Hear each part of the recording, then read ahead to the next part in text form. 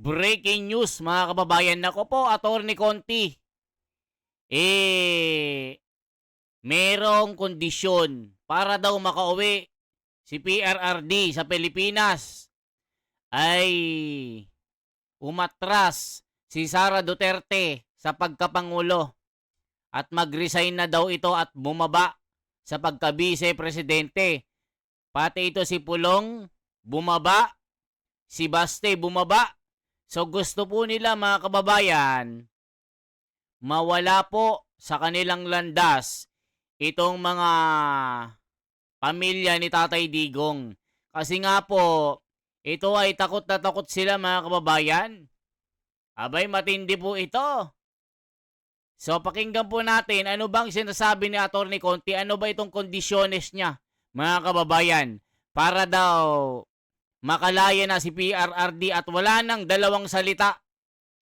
Pag bumaba si Sara Duterte at wag tumakbo sa pagkapangulo, lalaya agad si Tatay Digong. Aba, ang gagaling na mga ito pakinggan nga natin mga kababayan. Ano sinasabi nila dito? The International Criminal Court Registry receives 303 applications. Ito po mga kababayan, pakinggan po natin. Ito po. Muli ng interim release. Pero, kumbaga, kung changes sa circumstances, ibig sabihin dapat iba na yung grounds? Ganun po ba yun? Oh, it will be the same grounds in a sense, legal Okay. grounds, but it will be different facts. Okay. Hindi, Diba, halimbawa, kaya bang ihabol nila yon sa susunod nilang, halimbawa, iakyat pa ulitin nila ito, Attorney Conti? Pwede ba nila ihabol na, hindi na kami powerful masyado? Pwede ba mga ganun? Or Pag nag-resign wala na si kami Sara influensya? Duterte. Oo, correct. Pag nag-resign si Sara Duterte at lahat ng mga Duterte in power, then maybe sabihin na, wala na kaming kapangyarihan. Kung itatwa si Duterte ng mga friends niya, katulad nung Chinese president, di ba? Ito yung pumunta siya doon, nag-travel na lang bigla-bigla at as a friend, as a guest of the president of China.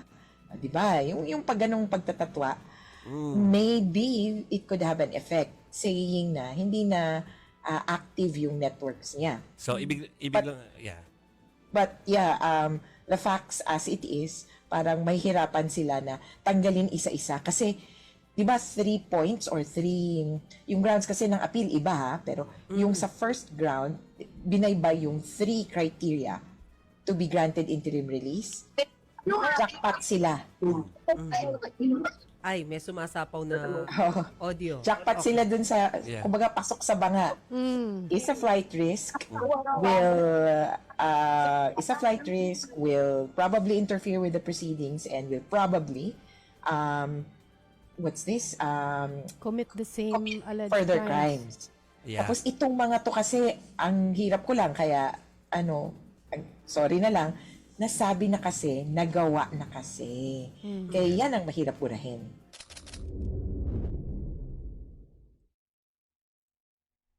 So yan mga kababayan, aba gusto nilang mawala ang mga Duterte. Ayan ang gusto nila mga kababayan ko. Aba, nangangarap sila mga kababayan. Ang tindi Gusto nila para makalaya si PRRD, mag-resign na si Sara. Aba, yung gagaling nyo naman. Parang sinabi nyo na tinik si Sara Duterte sa inyo. Ngayon, your numbers are counted. Alam nyo kung bakit? Malapit nang maging presidente si Sara. Lahat ng mga nangalipusta kay PRRD at mga sa Duterte ay makukulong. Ito po ang mangyayari sa inyo. Ano ba ang pagkatao ni Atty. Conti? Ito po mga kababayan, ipapakita ko sa inyo. Matindi po ito. Matindi pala itong pagkatao ni Atty. Conti. Marami pang hindi nakakaalam dito, mga kababayan. Magugulat kayo dito. Ganito pala, ito palang history ni Attorney Conti, mga kababayan, magugulat kayo. Matindi po ito, mga kababayan. Naku po, sabi ko sa inyo eh. Saan na ba yung ano dito ni Attorney Conti? Hanapin natin dito. ICC. ICC update. Today. Hanapin po natin, mga kababayan. Ano bang sinasabi dito? Meron dito eh. Nasaan na ba yung sinasabi ng ano bang pagkatao ni pagkatao po ni ni Attorney Conti. Ito po, Mark My Channel TV. Wait lang, mga kababayan, i-search lang po natin.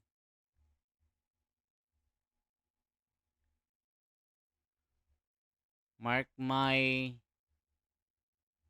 Channel. ICC update. Ito po.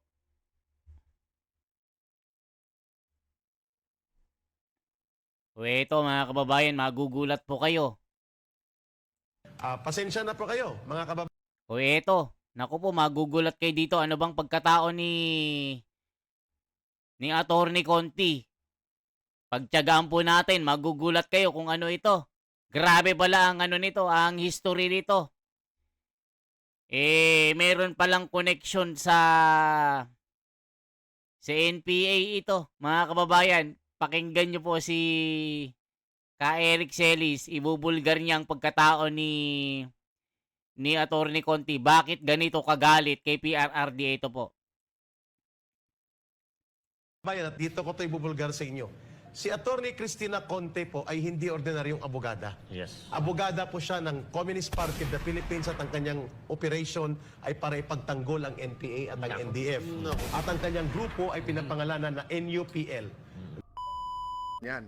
Kaya pala sinasabi mo, isama na ako. In the next few days po, hindi lang si Senator Bato yan, ang gusto ni Senator De Lima at ng iba nilang mga kaanib, gusto nila pong ubusin ang mga kalaban nila sa politika. The ILPS was created by Communist Party of the Philippines at ginawa siya na International Alliance. Ang ILPS was part sa mga nagtulak para mabuo ang ICC.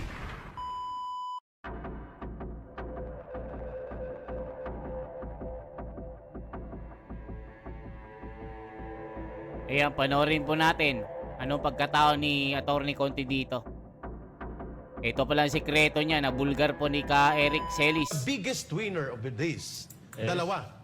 Ang biggest winner sa nangyaring pagkakadukot at iligal na pagkakadetini kay Pangulong Duterte, maliban kay Marcos at kay Romualdez, na sila ay mawawalan na ng malakas na threat of political opposition dahil wala na si Pangulong Duterte physically at isusunod nila si Vice President Sara Duterte to consolidate power.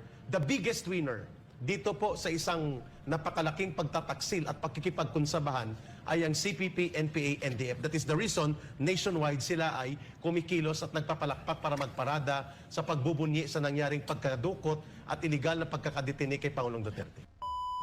May mga na nababalitaan kami tungkol dito sa ICC na ito ay parang isa sa mga pinakahawak ng mga makakaliwa. Totoo ba yun, Ka Eric? Magandang tanong ang binuksan ni Brother Jay. Yes. Thank you for that question. Ang ICC po was a creation of non-government organizations. Mainly mga leftist, socialist-oriented, and communist sympathizers Yes. na nakabase sa Europe. There is one organization na binuo, Jay, sa tanong mo, na ang tawag po ay ILPS, International League of People's Struggle. The ILPS was created by Communist Party of the Philippines at ginawa siya na International Alliance. Ang ILPS was part sa mga nagtulak para mabuo ang ICC. Therefore, ang ICC was an idea in the creation of leftist organizations, pro-socialist groups, and pro-communist operators na mainly na sa Europe. So, hindi katakataka sa tanong ni Jay kung ito ba ay konektado sa local communist terrorist group. Of course, pasensya na po kayo, mga kababayan, at dito ko ito ibubulgar sa inyo. Si Attorney Cristina Conte po ay hindi ordinaryong abogada. Yes. Abogada po siya ng Communist Party of the Philippines at ang kanyang operation ay para ipagtanggol ang NPA at ang NDF.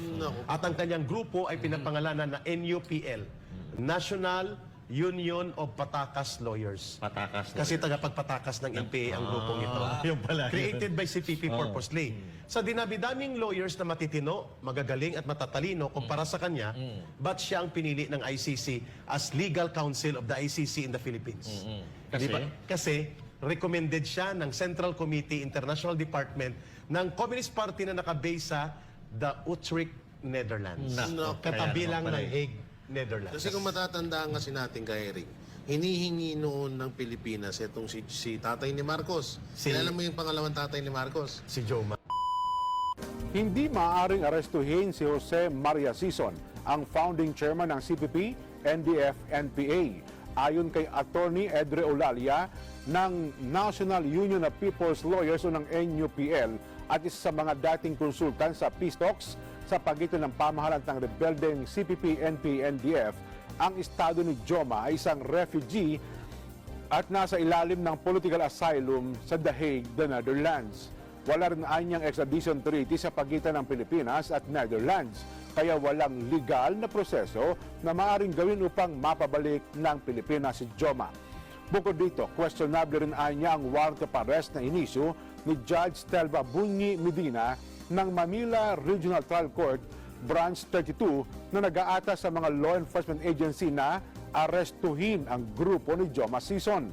Si Joma at ang kanyang mga kapwa-akusado ay sinampahan ng kasong multiple murder dahil sa natagpuang mass grave sa Inupacan, Leyte noong dekada 80.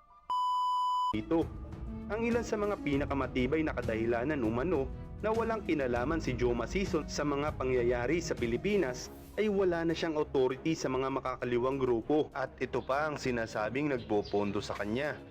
Ang mga paratang na ito ay makatwirang sinagot ng kanyang abogado na ang pamilya ni Sison at ang kanyang asawa na si Julie de Lima na tiyahin ng isang senador sa Pilipinas na si Laila de Lima ay nagmula sa mga prominenteng pamilya.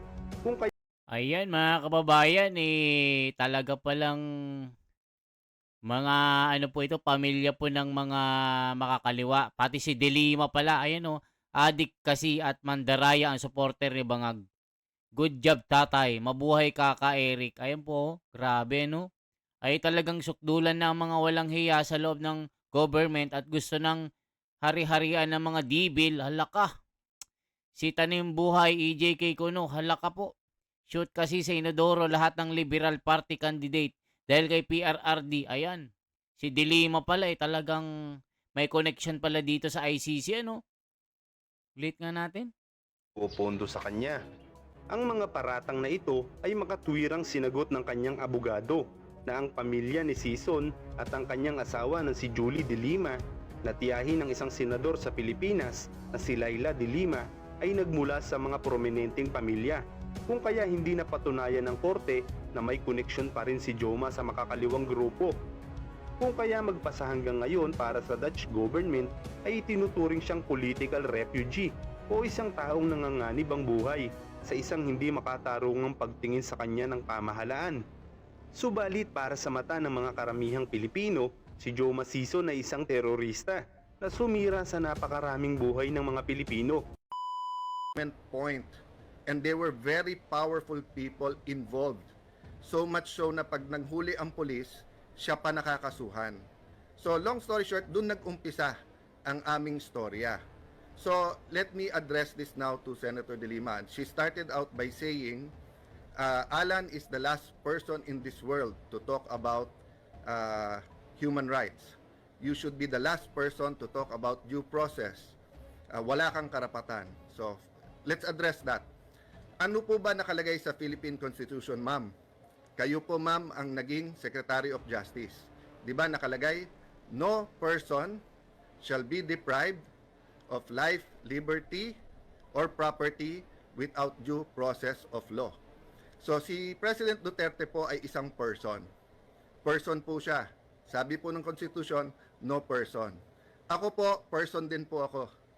So paano mo sasabihin you're the last person who should be talking about it.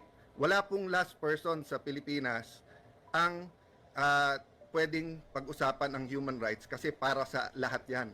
Hindi lang para sa advocates at pseudo-advocates and sa politiko yan. Ang human rights ay para sa lahat, no? So, okay, let's go now to the issue na ayaw niyong sagutin at diretso.